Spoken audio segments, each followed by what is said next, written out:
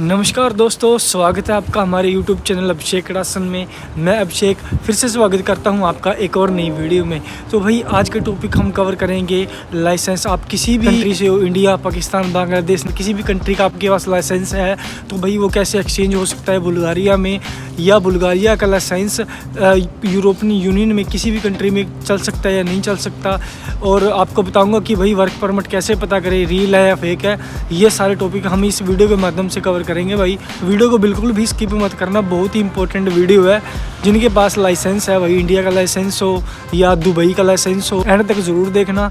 और जिन लोगों ने चैनल को सब्सक्राइब नहीं किया वो चैनल को सब्सक्राइब करके बेल आइकन ज़रूर दबा देना भाई, ताकि आने वाली अगली वीडियो की नोटिफिकेशन आपको मिलती रहे। भाई शुरू करते हैं। सबसे पहली बात तो भाई जिस बंदे का भी बुल्गारिया का वीज़ा लगा है ना भाई, वो अपना जो 10th की मार्कशीट है ना, वो भाई अपोस्टाइल ज़रूर करवा ले जाने से पहले। क्योंकि मैंने जो गलती की आप लोग मत करना भाई, जाने से पहले अपनी 10th की मार्कशीट है जो वो अपोस्टाइल ज़रूर करवा लेना, ताकि आप वहाँ पर वर्क परमिट पे जाओ। उसके बाद आपका TRC कार्ड बने, फिर TRC कार्ड बनने के बाद आप वहाँ लाइसेंस के लिए अप्लाई कर सकते हो। भाई ये बहुत ही अच्छी अपॉर्चुनिटी आपके लिए, क्योंकि बुल्गारिया का लाइसेंस है भाई पूरे यूरोपियन यूनियन, किसी भी आप कंट्री में जाओ, जर्मनी, फ्रांस, स्पेन, कहीं भी चले जाओ भाई वो वैलिड है अगर आपका बुल्गारिया का लाइसेंस वहाँ पर बन जाता है तो। ठीक है, लेकिन पहले आपकी TRC बनेगी, उसके बाद आप अप्लाई कर सकते हो वहाँ पर लाइसेंस के लिए। और जिन लोगों का भाई जो इंडिया से हैं, पाकिस्तान से हैं, बांग्लादेश से हैं, उन लोगों का जो लाइसेंस है बना हुआ है, जो लाइसेंस भाई कन्वर्ट हो सकता है या नहीं हो सकता। लिमिटेड टाइम के लिए आप चला सकते हो भाई जिन लोगों का लाइसेंस है, मैक्सिमम 1 साल तक। लॉन्ग टर्म के लिए आप बुल्गारिया में, इंडिया, पाकिस्तान किसी भी कंट्री का लाइसेंस नहीं चला सकते। वहाँ पर आपको ड्राइविंग टेस्ट देना पड़ेगा, रिटन टेस्ट देना पड़ेगा, वहाँ का लाइसेंस बनवाना पड़ेगा। लॉन्ग टर्म के लिए लाइसेंस चलाओगे भाई। जिनके पास दुबई का लाइसेंस है या कतर का लाइसेंस है, दरअसल भाई जो दुबई है वो जेनेवा और वेना कन्वेंशन के अंडर आती है भाई। ठीक है, उसके थ्रू आपका लाइसेंस डायरेक्ट कन्वर्ट हो सकता है, लेकिन वो डिपेंड करता है आपके ऑफिसर पर, वो आपका टेस्ट लेगा या नहीं लेगा। ठीक है, वहाँ जब आप अप्लाई करोगे बुल्गारिया में। जेनेवा और वेना को मैं एक सिंपल शब्दों में समझा दूँ कि भाई ये जेनेवा और वेना कन्वेंशन जो है कॉन्ट्रैक्ट है जो कि कंट्रियों में होते हैं, ताकि वो टेम्परेरी रिस्पेक्ट दे सके किसी भी कंट्री के लाइसेंस को। बुल्गारिया और जो दुबई है वो जेनेवा और वेना कन्वेंशन के अंडर आते हैं भाई। सीधे ही डायरेक्ट जो दुबई का लाइसेंस है वो कन्वर्ट हो सकता है, आपको कोई एडिशनल टेस्ट देने की ज़रूरत नहीं होती भाई अगर आपके पास दुबई का लाइसेंस है तो वहाँ पर। ठीक है, बुल्गारिया में आप एक्सचेंज करवा सकते हो, लेकिन वो डिपेंड करता है ऑफिसर पर आपके कि वो आपका टेस्ट लेगा या वहाँ पर या नहीं। जिनके पास इंडिया का लाइसेंस है या पाकिस्तान का या बांग्लादेश का या किसी भी कंट्री का लाइसेंस है तो भाई वो लाइसेंस एक्सचेंज कैसे होगा? वो एक्सचेंज लॉन्ग टर्म के लिए नहीं होगा भाई, 6 महीने या साल तक आप चला सकते हो, बाकी इससे लंबा समय नहीं चलेगा। जो कोई भी बुल्गारिया आने वाला है, सबसे पहले बात ध्यान से सुनना भाई, वो अपनी 10th की मार्कशीट ज़रूर अपोस्टाइल करवा लेना भाई एम्बेसी से।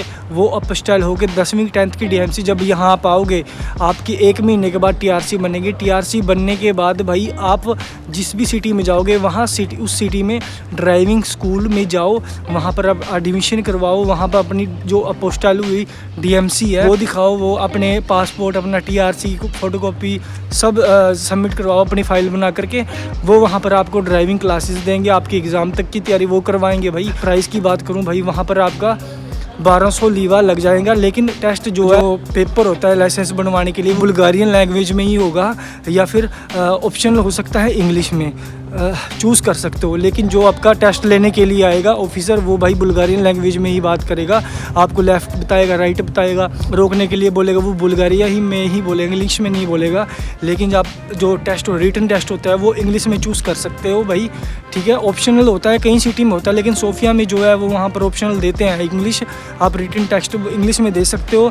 और वहाँ पर बुल्गारियन वैसे तो बुल्गारिया में ज़्यादातर होता है, लेकिन आप ऑप्शनल इंग्लिश रख सकते हो भाई, थोड़े पैसे ज़्यादा लग सकते हैं आपके, बाकी कोई दिक्कत नहीं। बाकी ये बहुत बड़ी अपॉर्चुनिटी है भाई, क्योंकि मैंने जो गलती की थी, मैं अपोस्टाइल नहीं करवा के लेके आया डॉक्यूमेंट इंडिया से ना। जिन लोगों को भाई वहाँ जाना है ना, आप अपने डॉक्यूमेंट वगैरह वहाँ पे अपोस्टाइल करवा के लेके आना बहुत फ़ायदा हो जाएगा आपको, वहाँ पर लाइसेंस बन जाएगा। अगर आपका लाइसेंस बन गया ना भाई, तो आप किसी भी EU कंट्री में अपना ड्राइविंग कर सकते हो भाई। जिनेवा और वियना कन्वेंशन के अंडर जो कंट्रीज आती हैं भाई, जैसे दुबई है, दुबई का भाई एक्सचेंज डायरेक्ट एक्सचेंज हो सकता है, लेकिन वो ऑफिसर पर, जैसे कि मैंने आपको बताया कि ऑफिसर पर डिपेंड है, वो ले भी सकता है आपका टेस्ट या नहीं भी ले सकता।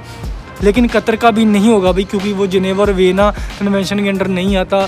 कतर, जिसके पास कतर का लाइसेंस है भाई, उसको भी वहाँ पर ड्राइविंग टेस्ट देना पड़ेगा, रिटन टेस्ट देना पड़ेगा लॉन्ग टर्म के लिए, अगर आप वहाँ पर ड्राइविंग करना चाहते हो। ये सबसे ज़रूरी है भाई आपकी TRC।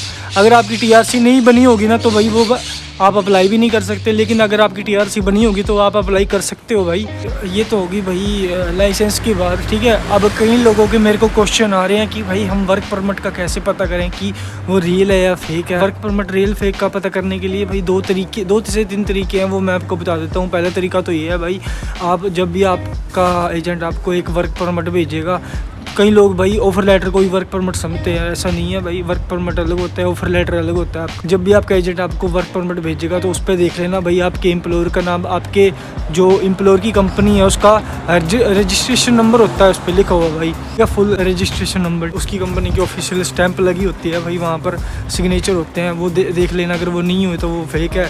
और दूसरा ये है कि जो बुल्गारियन एम्प्लॉयमेंट एजेंसी है वो वर्क परमिट इशू करती है, वो अप्लाई करता है वहाँ पर आपका एम्प्लॉयर, तो उसको एक मेल जाती है वहाँ पर work permit number, work permit reference number होता है, ठीक है। आप अपने एजेंट से बोलो कि हमें वर्क परमिट रेफरेंस नंबर चाहिए, तो भाई वो आपका एजेंट आपके एम्प्लॉयर को बोलेगा, तो आपका एम्प्लॉयर जो है वो आपको वर्क परमिट रेफरेंस नंबर भेज देगा। उस वर्क परमिट रेफरेंस नंबर से आप बुल्गारियन एम्प्लॉयमेंट एजेंसी को आप मेल कर सकते हो, ठीक है। और जिसका लिंक मैं डिस्क्रिप्शन में दे दूँगा। जो मेल का फॉर्मेट है, कैसे मेल करनी है, किस तरह से मेल करनी है, वो सारा फॉर्मेट मैं अपने व्हाट्सएप चैनल में डाल दूँगा।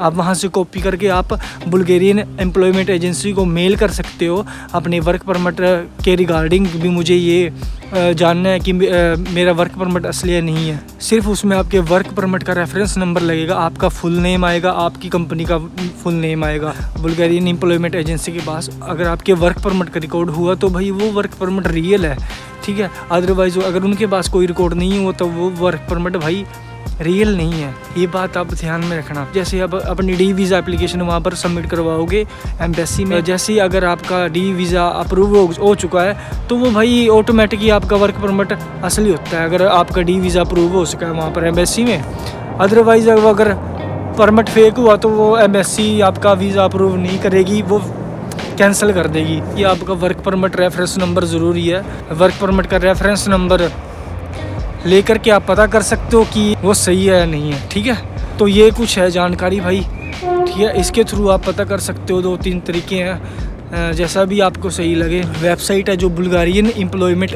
एजेंसी की वेबसाइट है, वो भी मैं अपनी यूट्यूब इसकी वीडियो की डिस्क्रिप्शन में दे दूँगा भाई। आप उस वेबसाइट पे जा कर के आप चेक कर सकते हो, आपको मेल कर सकते हो, ठीक है, उसको एजेंसी को कि आपने वर्क परमिट के रिगार्डिंग, ठीक है। जिसको भी वर्क परमिट का रेफरेंस नंबर मिल चुका है, अपने वर्क परमिट का रेफरेंस नंबर डालो, उसमें नाम डालो, अपना फुल नेम डालो, जाकर मेल कर दो, वो मेल के ज़रिए आपको मैसेज आ जाएगा, ठीक है। लेकिन ज़रूरी है आपका वर्क परमिट नंबर ज़रूरी होना चाहिए वेरिफिकेशन के लिए। अगर आपके पास वर्क परमिट का रेफरेंस नंबर नहीं है तो भाई वो वेरीफाई नहीं कर सकते, ठीक है।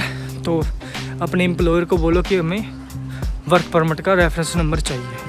व्हाट्सएप ग्रुप में उसका वो डाल दूंगा भाई, ईमेल का फॉर्मेट डाल दूंगा आपको, कैसे ईमेल करनी है कैसे नहीं करनी। तो ये थी जानकारी। जिन लोगों ने भी भाई मेरा व्हाट्सएप चैनल ज्वाइन नहीं किया, वो लिंक आपको डिस्क्रिप्शन में मिल जाएगा, जल्दी से जाकर वो चैनल को आप फॉलो कर लीजिएगा, जिससे आने वाली हर एक वीडियो की नोटिफिकेशन या कोई भी जानकारी है वो आपको मैं दे सकूँ, ठीक है भाई। ये जानकारी थी।